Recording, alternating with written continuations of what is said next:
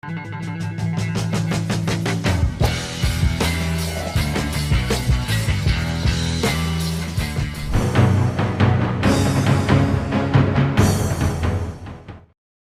adalah kejadian sebelum pertandingan dimulai. Dan anehnya, tidak ada seorang pun yang ada di sini selain mereka berdua. Kemanakah para pemain, pelatih, dan yang lainnya? Ya, jika dilihat dari perlengkapan yang masih tergantung lengkap di ruang ganti ini, memperlihatkan bahwa anggota tim yang lain tidak menganggap penting pertandingan ini dan datang terlambat. Maka tidak heran jika pada akhirnya mereka dikalahkan. Hung terlihat mengambil baju dan menggantungnya di lehernya. Namun karena si kaki emas tiba-tiba merebut cek yang ada di tangannya, Hung langsung terkaget. Sampai-sampai baju yang ada di lehernya tadi tiba-tiba lenyap karena bajunya juga ikutan terkaget. Dan setelah mengambil cek, si kaki emas memakai bajunya. Lalu kemudian ia hendak mengikat tali sepatunya dengan berpijak di... Oh my god, ternyata baju yang hilang tadi ternyata sekarang terpakai otomatis ke badan Hung. Kejadian flashback ini terjadi 20 tahun sebelum tahun 2001, yang berarti ini terjadi di sekitar tahun 80-an. Dan di tahun 80-an, di saat seluruh dunia hanya mampu memiliki papan skor yang terlihat seperti ini, tapi di sini mereka telah memiliki papan skor full digital yang sangat besar. Wow, sungguh kemajuan teknologi yang luar biasa. Dan di akhir pertandingan ini Anda bisa melihat kalau sekarang sudah jam 3.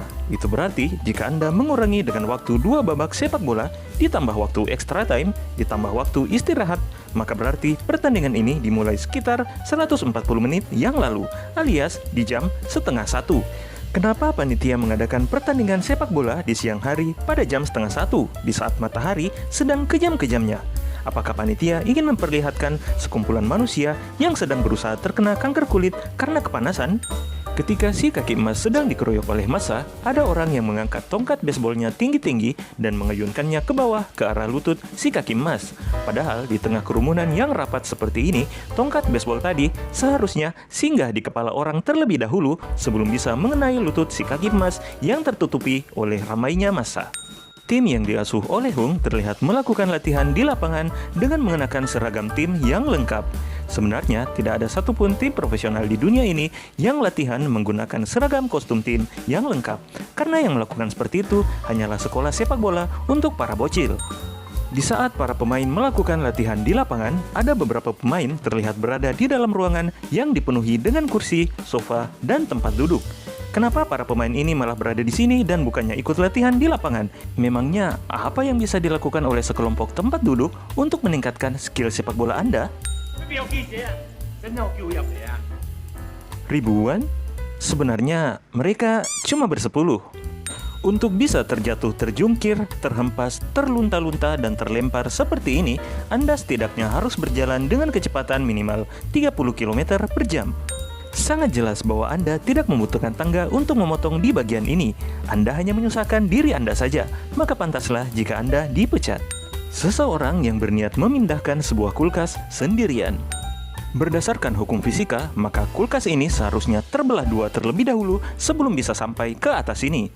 Dan juga yang menguasai ilmu kaki besi adalah kakinya, bukannya sepatunya. Dan dengan sepatu yang sudah lapuk seperti ini, seharusnya sudah hancur tak berbentuk ketika menendang kulkas dengan tenaga sebesar itu. Telur yang ada di atas meja berubah dari 5 butir, tiba-tiba menjadi 3 butir, lalu menghilang, dan kembali lagi menjadi 5 butir. Telur yang memakan telur dan melahirkan telur. 2 mangkuk besi yang ada di atas meja ini tiba-tiba menghilang terkena ulti Amei. Si kaki emas terpukau melihat kemampuan Amei menggunakan ilmu Tai Chi untuk membuat kue mantau dan menangkap panci yang terbang. Namun tidak menyadari kemampuan orang ini yang bisa melempar panci sekencang ini hanya dengan mendorong panci tersebut. Padahal sudah jelas kalau itu menggunakan ilmu kungfu. Ilmu kungfu tapak Buddha. Amei terlihat melakukan gerakan menguleni adonan yang ada di dalam panci. Padahal di dalam panci itu isinya bukanlah adonan, melainkan recehan. Jadi Amei menguleni recehan.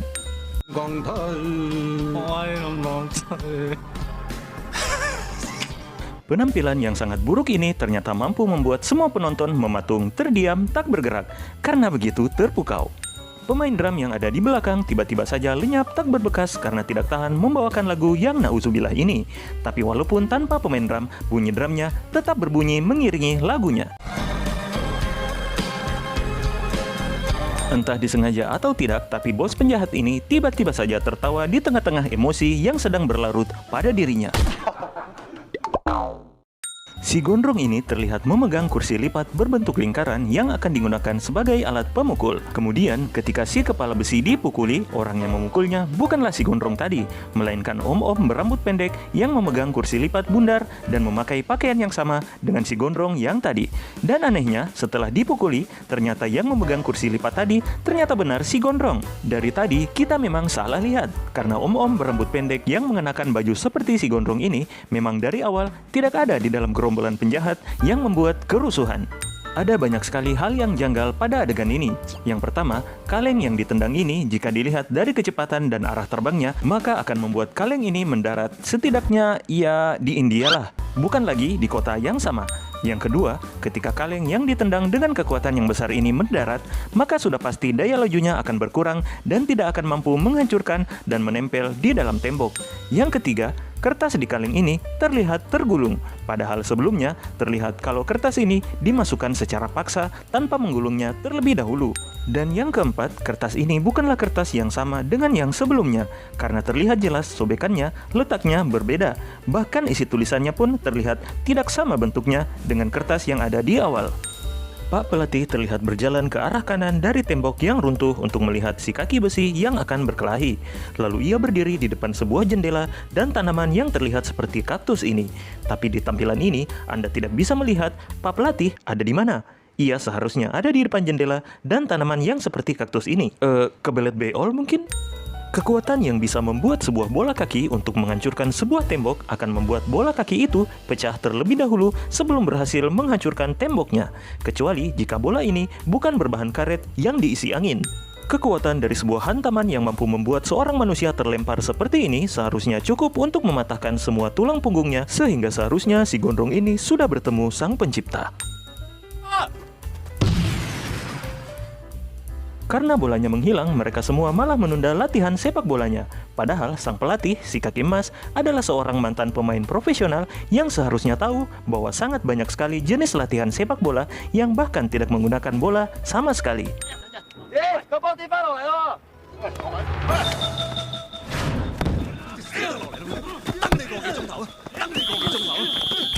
Bola sepak yang sudah melayang di udara selama 1 jam tidak akan mendarat di lokasi yang sama karena tertiup angin yang tentu saja lebih kencang daripada angin yang ada di darat. Bola itu seharusnya sudah mendarat setidaknya ya di India lah.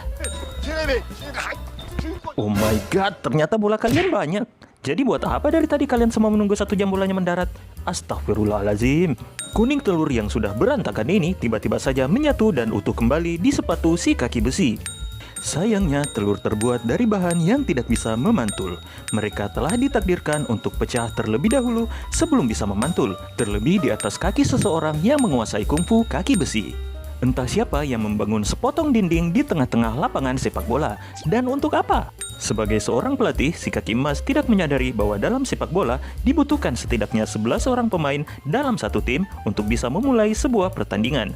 Ia langsung mengadakan uji coba walaupun timnya hanya terdiri dari 6 orang. Palu yang terjatuh memiliki gagang yang berwarna seperti kayu dari ujung ke ujung.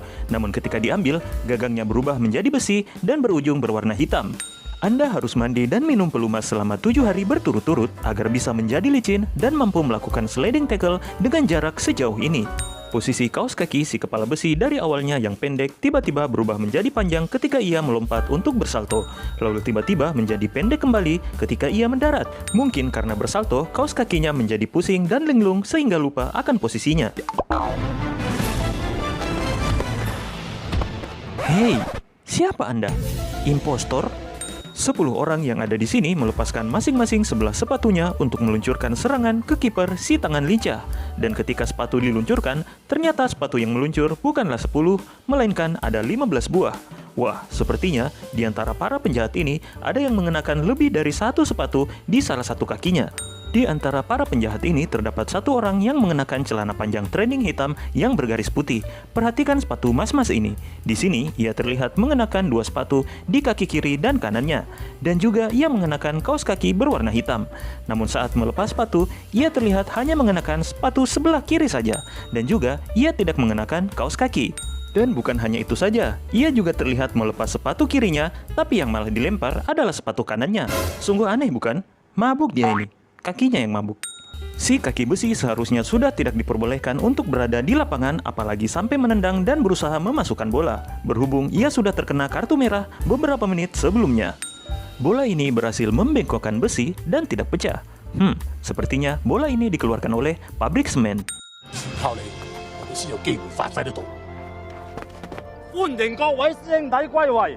Sebenarnya kungfu kalian kembali karena mas-mas ini. Karena sedang menguji pemain di dalam air, maka tim ilmuwan yang sedang mengujinya pun harus berada di dalam air. Ya, pintar sekali. Dan untuk menunjukkan kepandaian mereka, mereka tidak mengenakan pakaian selam, melainkan pakaian lab ilmuwan. Dan tak lupa mereka juga membawa alat yang tampak seperti komputer ini. Ya, tentu saja alat ini dialiri listrik. Dan alat ini masuk ke dalam air juga. Ya, sungguh pandai sekali. Dan mereka menggunakan benda yang dialiri listrik ini di dalam air dengan menyentuhnya langsung tanpa mengenakan kaos tangan. Yap, sungguh tindakan yang smart sekali. Si kepala besi terlihat mematikan rokok yang dipegangnya dan meletakkannya ke dalam gelas. Namun ketika ia berdiri, dari mulutnya tiba-tiba melahirkan sebuah rokok yang sudah menyala.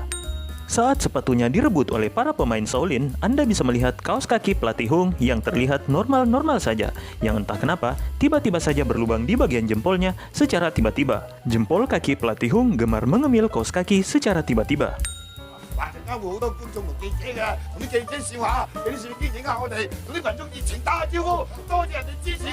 Selain pernah menjadi pemain bola yang berpengalaman, si kaki emas juga selama bertahun-tahun bekerja pada pelatih Hung. Maka sudah pasti ia sangat mengenali turnamen ini seperti apa keadaannya. Ia seharusnya sudah tahu bahwa di pertandingan awal, jangankan wartawan, penonton pun tidak ada. Untuk sebuah pertandingan babak awal yang bahkan tidak diminati oleh penonton sedikit pun, pertandingan ini memiliki terlalu banyak petugas ofisial. American Football. Melakukan gerakan breakdance di tengah pertandingan sepak bola merupakan sebuah pelanggaran karena mengayunkan kaki terlalu tinggi dan membahayakan pemain lain. Tim Shaolin mendapatkan endorsement sepatu bola ketika hendak memasuki semifinal, dan malamnya mereka merayakannya dengan membuang sepatu lama mereka. Namun tahukah kalian, sepatu lama mereka hanya mereka pakai di pertandingan pertama saja, karena segera setelah itu, di pertandingan kedua dan seterusnya, keseluruhan tim Shaolin sudah mengenakan sepatu bola. Di sini Anda bisa melihat kedua tangan si kaki besi tidak memegang apapun, namun ketika ia melangkah, terlihat kalau tiba-tiba ia sedang memegang dus yang berisi sepatu. Mereka mengadakan makan-makan dan bersenang-senang karena kesuksesan mereka di dalam turnamen. Tapi anehnya, mereka lupa mengajak 5 orang ini, orang-orang yang sekiranya sama-sama berjuang bersama mereka di dalam turnamen. Di pertandingan semifinal, tim Shaolin hanya terdiri dari 10 orang, karena mas-mas yang ini tidak datang. Walaupun di tiket tertulis kalau pertandingannya akan dimulai pada jam 2, namun kenyataannya pertandingan baru hendak dimulai ketika jam sudah menunjukkan hampir jam 3. Seharusnya panitia sudah menyiapkan kompensasi camilan gratis kepada para penonton karena sudah lelet memulai pertandingan. Dan papan skor yang ada di stadion ini masih sama dengan papan skor di pertandingan 20 tahun yang lalu. Wah, sungguh tidak ada perkembangan teknologi di daerah ini. Para penonton di stadion ini mayoritas mengenakan atribut berwarna merah di tengah pertandingan yang dimana tim yang akan bermain berkostum berwarna kuning dan yang satunya lagi berkostum berwarna hitam. Entah siapa yang didukung oleh para supporter. Masa iya mereka bersamaan menghadiri pertandingan yang salah? Tiang gawang yang telah rusak dan penyok ini entah bagaimana tiba-tiba saja kembali lagi seperti baru. Ketika si kiper Bruce Lee cedera, maka posisi kiper diserahkan kepada si kurus ini. Dan anehnya, walaupun tim Shaolin anggotanya pas-pasan 11 orang, mereka ternyata menyiapkan baju kiper cadangan yang berbeda bentuk dan warnanya dengan baju kiper utama mereka yang berwarna kuning. Sungguh aneh, sebuah tim yang menyiapkan sebuah kostum untuk pemain yang tidak ada. Melakukan gerakan breakdance di tengah pertandingan sepak bola merupakan sebuah pelanggaran bla bla bla bla. Baju kiper cadangan bernomor 22, dan ketika istirahat, si kurus ini melarikan diri karena takut. Ia lari dengan membawa kostum kiper cadangan. Namun di babak selanjutnya, saat si perut besi yang menjadi kiper, ternyata ia menggunakan kostum kiper cadangan yang sudah dibawa lari tadi. Lihat, nomor 22. Apakah mungkin tim Shaolin menyiapkan baju kiper cadangan untuk baju kiper cadangan untuk pemain yang tidak ada?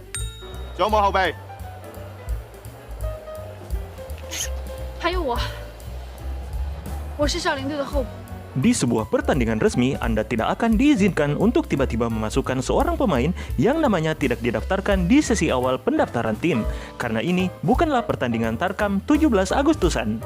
Dan entah dari mana ia bisa memiliki kostum kiper yang sama desainnya dengan kostum kiper cadangan yang tadi. Ataukah ini adalah kostum kiper cadangan untuk kiper cadangan untuk kostum kiper cadangan untuk pemain cadangan yang tidak ada.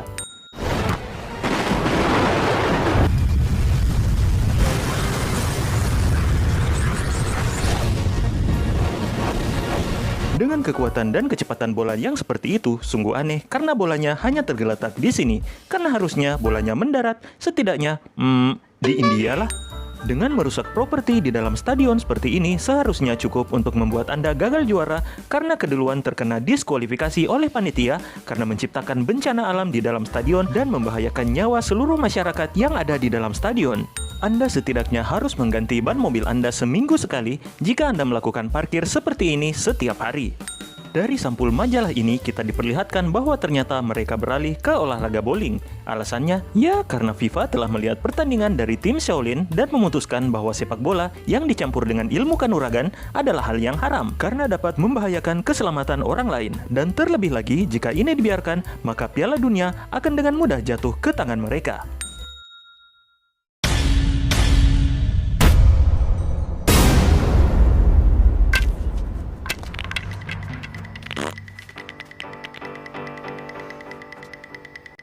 Demikianlah hal-hal aneh dalam film Shaolin Soccer. Terima kasih buat kalian semua yang sudah menonton sampai habis. Jangan lupa tinggalkan like kalau kalian suka, dan jangan lupa tinggalkan komen untuk film apa lagi yang harus kita bongkar berikutnya. Dan sampai jumpa lagi dengan saya di salah satu video berikut ini.